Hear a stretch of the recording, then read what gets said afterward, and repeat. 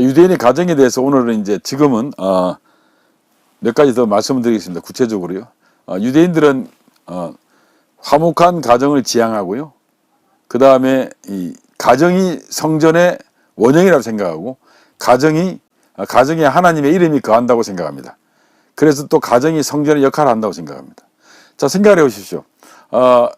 성전의 원형이라고 할 수밖에 없는 게 성전이 무너졌어요. 그리고 흩어졌어요. 가족밖에 안 씁니다. 자기네들 일가족밖에. 그러니까 그 가정에 대한 그 귀함을 더 느끼죠. 예루살렘 성전이 무너졌습니다. 그 전에는 예루살렘 성전이 없었고 애굽에서 있을 때는 그 다음에 출애굽한 와중에서도 성소는 있었지만 이동 성막이 있었지만 예루살렘 성전이 없기 전까지는 그들이 가정에 중시했고 또 예루살렘 성전이 파괴되고 나니까 이 사람들이 어쩔 수 없이 이제 가정에 중시할 수밖에 없었고 가정이 하나님이 계시는 거라 믿었고 그래서 그것을 성전으로 대행하는 역할을 한다고 이제 봤던 거죠. 이거에 대해서 이제 한번 살펴보겠습니다. 구체적으로 이야기하면 이들이 역사적으로 오래 디아스포라된 흩어졌기 때문에 도저히 어떻게 할 방법이 없어요. 뭐 저 예루살렘에 성전이 파괴됐는데 전 세계에 흩어져 가지고 있으면서 이 사람들이 자기네들이 유일하게 연결고리라든지 자기네 신앙의 중심이 되는 것은 가족 중심밖에 없었기 때문에 학교도 없었고 뭐도 없었기 때문에 그 가정에서 뭐든지 다 소화할 수밖에 없습니다. 종교와 교육이. 그래서 가정이 곧 학교도 됐고 가정이 곧 성전도 됐고 가정이 곧 국가도 된 겁니다. 이게 얼마나 이들이 논리가 뭐 비약도 아닙니다. 이거는 그 이상의 방법이 없었기 때문에 그랬습니다. 근데 화목한 가정은 하나님의 뜻입니다. 그래서 화목한 가정은 하나님의 뜻이라고 생각하기 때문에 이 사람들은 화목하지 않은 가정은 하나님 뜻에 반한다고 생각하는 거예요. 처음에 말씀드린 것처럼 이들이 가정이나 자기네 삶이나 행동이나 또는 비즈니스나 매사에 뭘 기준 두냐면 정통 유대인들은 거기는 하나님의 뜻에 반하냐 반하지 않냐 이걸 항상 이 사람들이 찾아봅니다.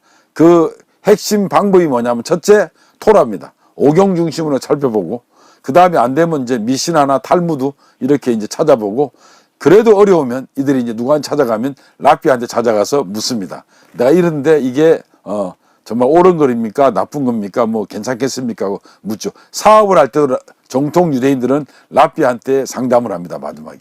그거를 이제 오늘 좀 축소하면 오늘날 우리 교회 이제 지도자들한테 뭐 성실한 크리스찬인 것 같으면 교회 지도자한테 뭐 사업을 한다든지 또 결혼한다든지 뭐 그렇게 다 이렇게 의논하고 상담하지 않습니까?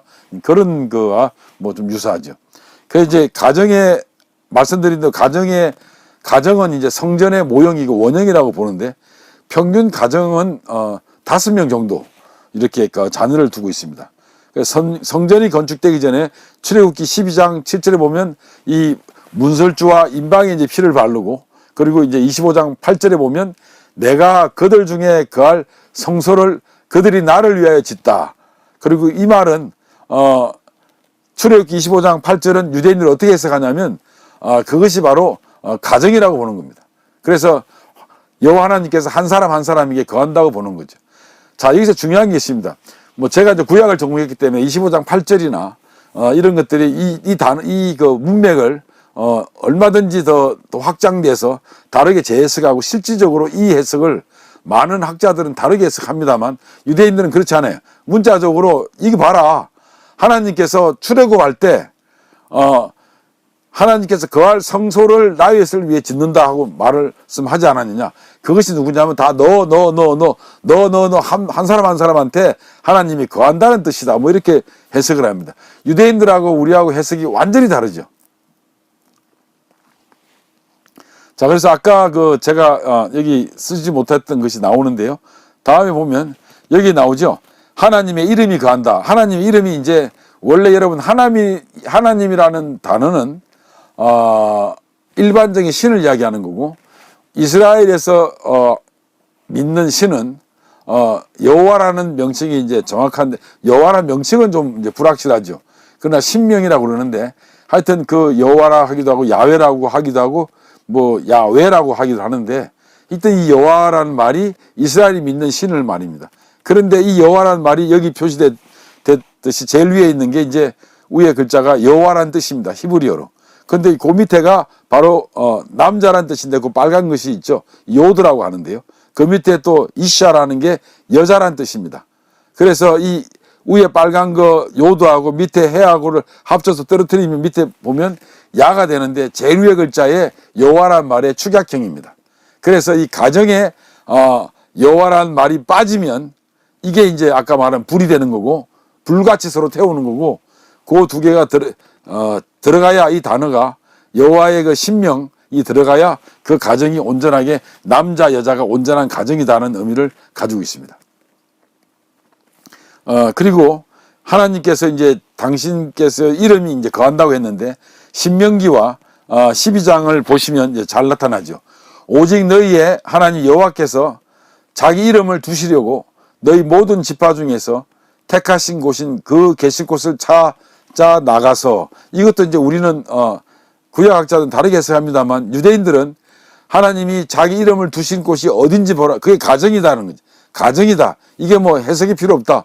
하나님 이름이 모든 지파 중에 택하신 곳이 바로 뭐냐면 곳곳에 너희들 각자의 가정에 이제 들어가는 거다.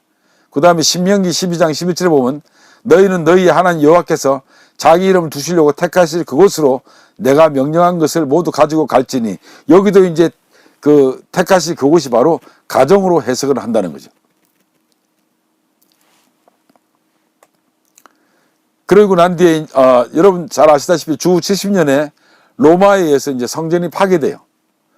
그래서 아까 말씀드린 대로 가정이 파괴되고 나니까 종교심이 강한 이들이 하나님께 제사를 드려야 되는데 제사 드릴 방법이 없잖아요. 그래서 이제 가정에서 어떤 형식이든지 간에 뭐 자기네들이 하나님을 기리고 하나님께 간구하고 하나님께 영광을 돌리려고 애를 썼는데, 그 중심이 바로 뭐냐면 가정의 식탁이 성전의 역할을 한 겁니다. 그래서 이걸 축소시키면 오늘날 여러분들 생각을 해 보십시오. 우리가 이 가정이 여기가 거의 교회 이상의 성전과 같은 느낌을 가지고 이걸 준비한다 그러면 얼마나 우리의 삶이 신앙적이 되고도 더 아주 조심스럽고 풍요롭겠습니까? 신앙적 풍요로움이 있을 겁니다. 그런데 이제 조심해야 될 게 있는 게, 이 가정에서 가장 조심해야 될 것이 한 가지가 있습니다. 그것이 뭐냐면 이제 아내를 울게 하지 마라는. 여러분, 여자를 울리는 거는 정말 바보죠. 세상에서 제일 뭐라 그럽니까? 우리 어머님이 제일 그렇게 돌아가신 어머니께서 말씀 많이 했는데, 집안 똑똑이 밖에 나가면 뭐라 그러고, 또 밖에서는 똑똑이고 집에 오면 뭐라 그러고 하면서, 무슨 말이냐면 가정에서 충실하지 않는 사람이 밖에 나가서 다른 사람들한테 잘하고 이런 사람들은 제일 어리석다는 거예요.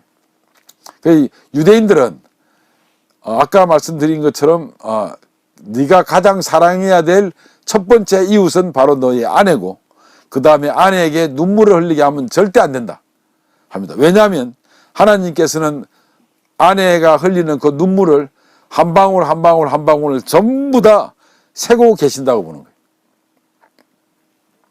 참고로 여러분, 그 눈물병이라고 있는데요. 이 눈물병이라는 게 뭐냐면요, 이 성경 구절에 보면 누가복음 10장 38절에 보면 어떤 여인이 와서 예수님 뒤에서 그 발끝에 이제 서서 눈물을 흘리면서 눈물로 그 발을 적시고 자기 머리털로 이렇게 닦고 그 입에 입 맞추고 막 이러잖아요. 그래서 저는 어릴 때 이걸 보고, 아니 어떻게 눈물이 많으면 이렇게 눈물을 많이 흘리냐고 생각했는데, 그 누가복음 이제 38장에 보면 나옵니다. 그래서 7장 38절이에요. 눈물로 어떻게 그 예수님의 발을 적셨을까 했더니 고대인들은 눈물병을 들고 다녔어요. 그래서 여러분, 고린도에 가도 눈물병이 있고요, 그 유적지에. 그리고 그 요르단의 암만에 가도 눈물병이 있습니다, 유적지에. 그래서 고대인들은 다 눈물병을 들고 다녔어요. 그래서 울 때 눈물을 이렇게 집어넣고 그래서 모아놨습니다. 그래서 어떤 눈물병은 뭐 보통 손만한데요, 요만한데 어떤 거는 좀 길쭉한 것도 있고 조그만 것도 있어요.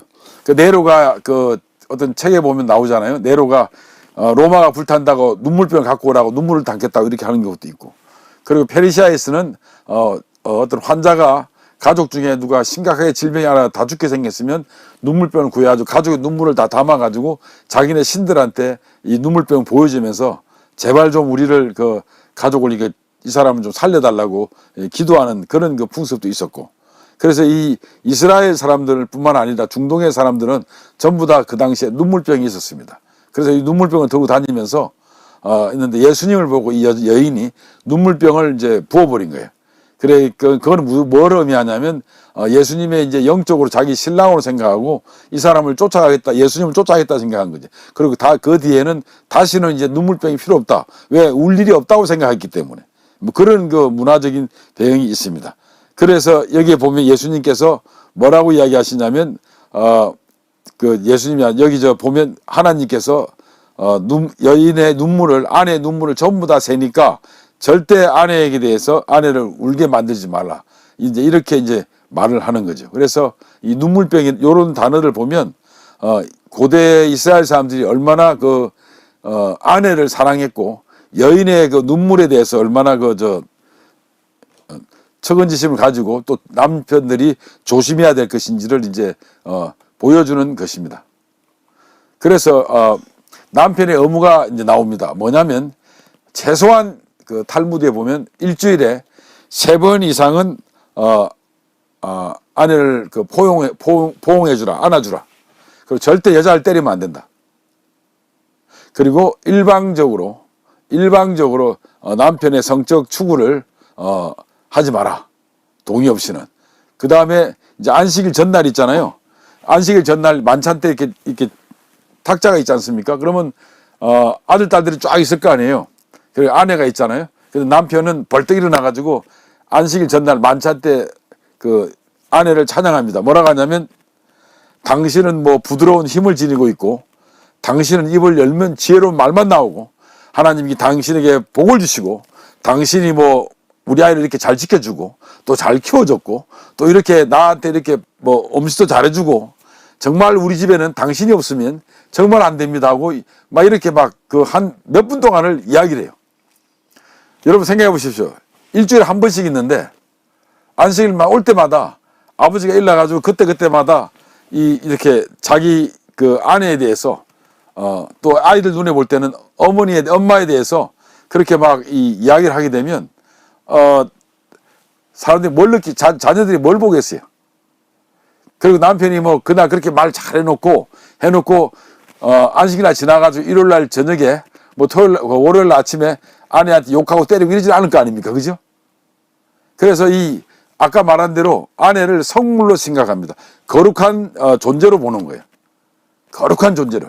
그래서 거기에 대해서 이건 아주 중요한 겁니다. 뭐 저는 그렇게는 못하지만 뭐 이런 건 다 한번 해볼 만할 겁니다. 결혼해가지고 있죠. 맨날 주일마다 주일 예배 시작하기 전에, 교회 가기 전에 남편들이 아이들이 있는 데서 식탁에 앉아가지고 신혼들이 있죠. 신혼들도 마찬가지고, 나는 당신을 위해서, 당신은 우리 집에 뭐 이렇게 빛이요, 광명을 갖고 오는 사람이요, 지혜요, 내 반찬도 잘해주고, 항상 당신 때문에 내가 집에 오면 이렇게 편안하고, 하나님께 당신을 짝을 준 것에 대해서 너무 감사하고, 뭐 이런 일 계속 해보십시오. 그걸 죽을 때까지 한번 해보시라고요.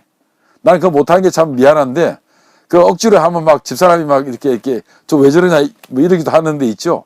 이런 것들을 한번 이렇게 실시해보는 것도 좋을 것 같아요.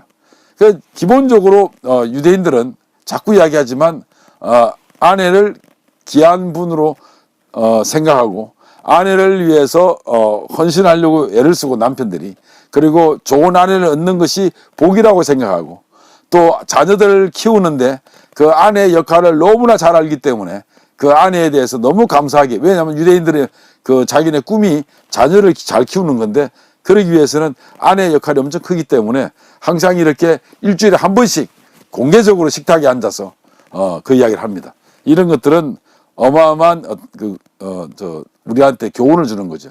그래서 아내가 없기 때문에, 이런 이유 때문에 아내가 없으면 불행한 사람이 되고, 아내가 없으면 하나님의 복을 상실한 거라고 보는 거죠.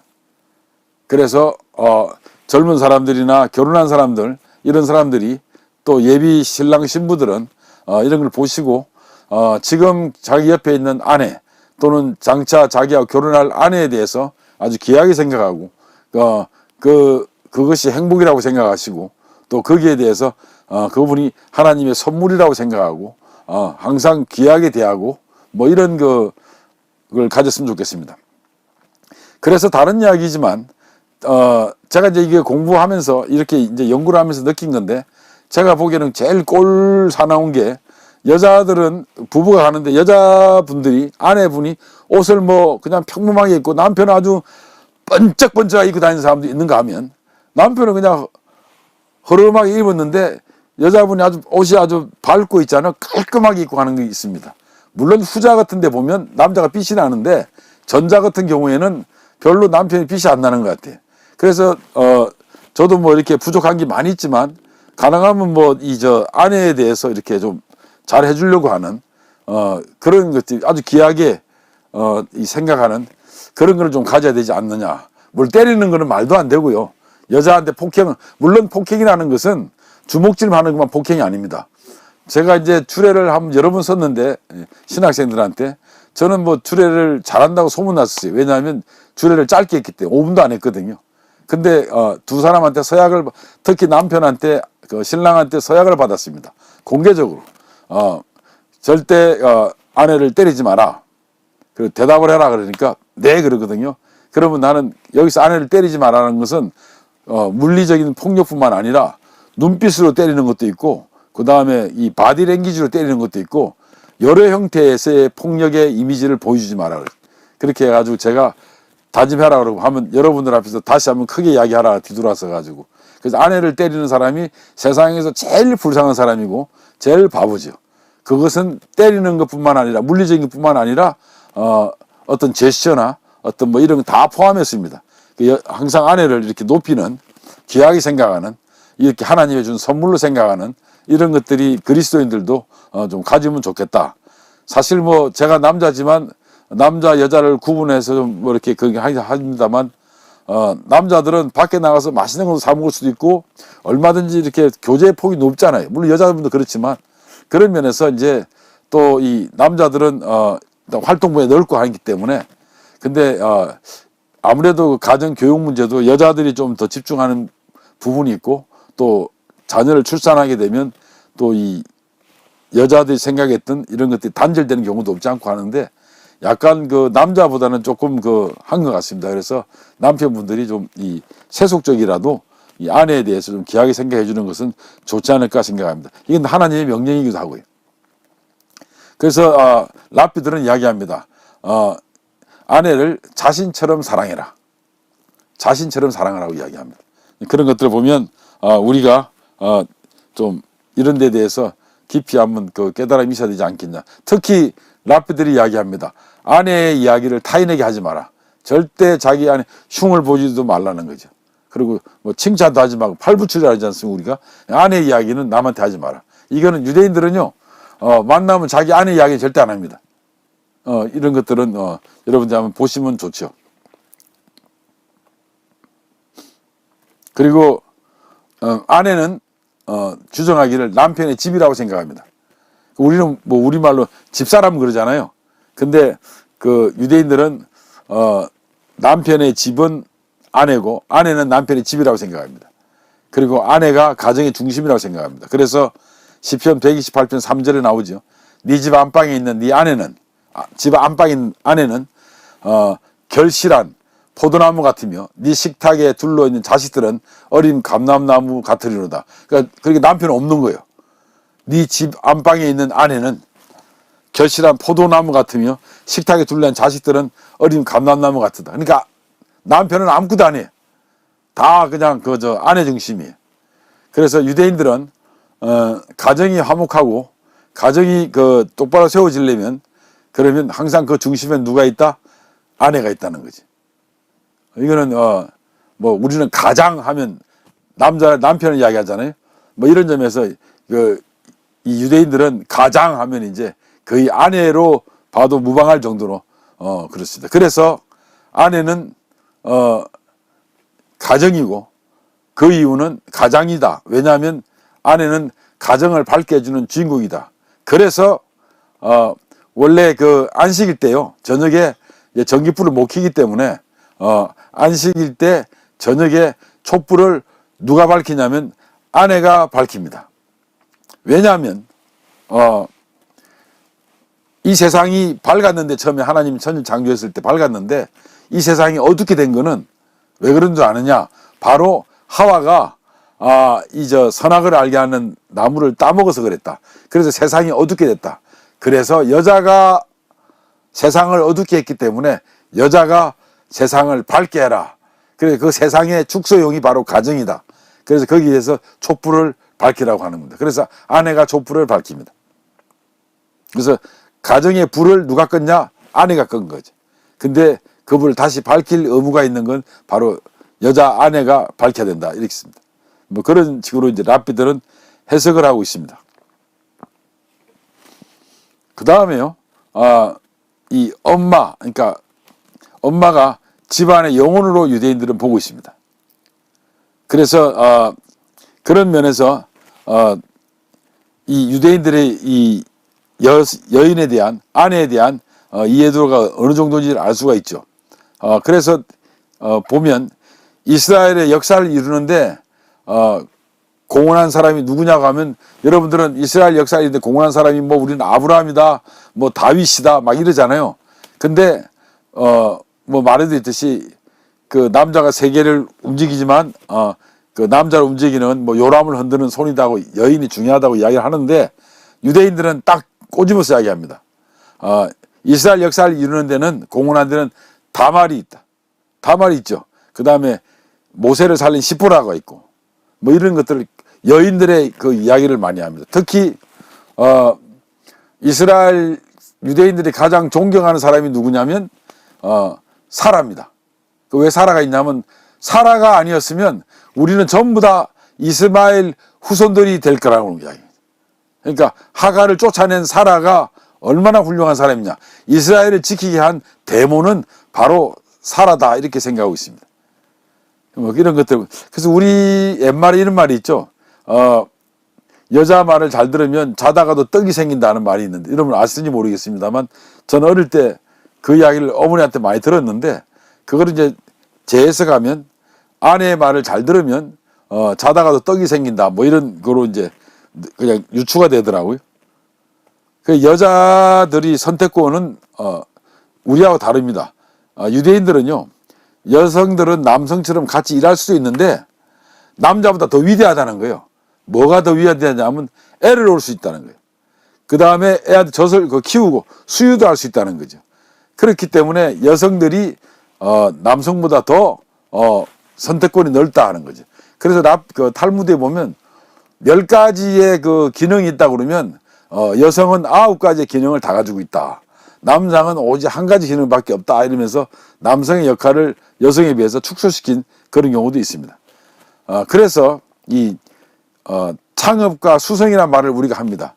남자는 막 밖에서 나가서 일을 하려고 그러고요, 머리를 펼치고 막 행동을 하지만 여자는 이렇게 당겨서 이거를 이제 지키려고 하는 뭐 그런 경우가 있어서, 그 남자는 이렇게 정복하자는 기질이 있는 거죠.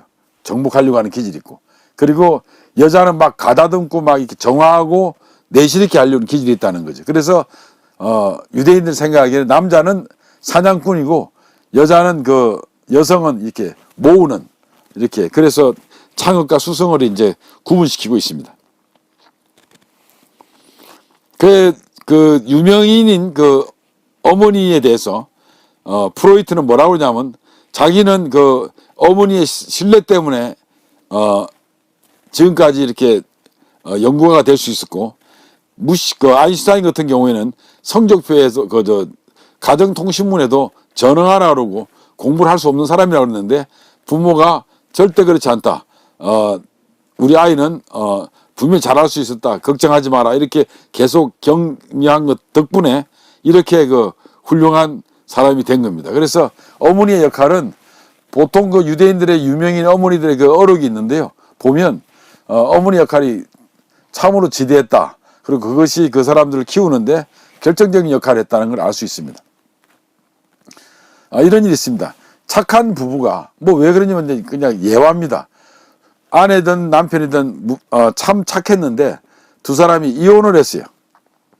이혼을 했는데 착한 남자는 아주 못된 여자하고 재혼을 했고, 또 이 못된 그 착한 아내는 또 못된 남자하고 재혼을 각각 했어요. 근데 시간이 한참 오르다 보니까 이 착한 남자는 거의 악마 수준으로 나쁜 놈으로 바뀌었고, 또 이 착한 여자와 결혼한 나쁜 남자는 아주 선한 사람으로 바뀌었다는 거예요.